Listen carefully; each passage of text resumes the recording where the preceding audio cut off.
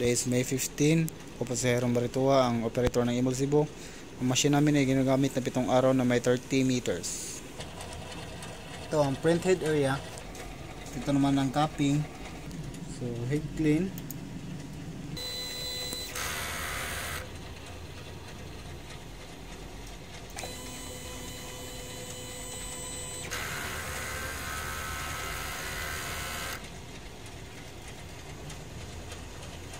Muscle check naman.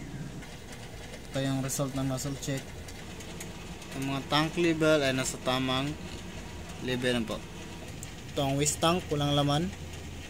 Ito naman ang EVR. At ito ang ground wire.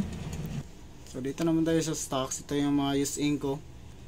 At ito naman po yung mga stocks ng Inco. Ito naman yung ink monitoring ko. Ito yung nagamit sa cyan, sa magenta, sa yellow. Ito naman sa black, sa white, solution, powder, at ito naman sa film.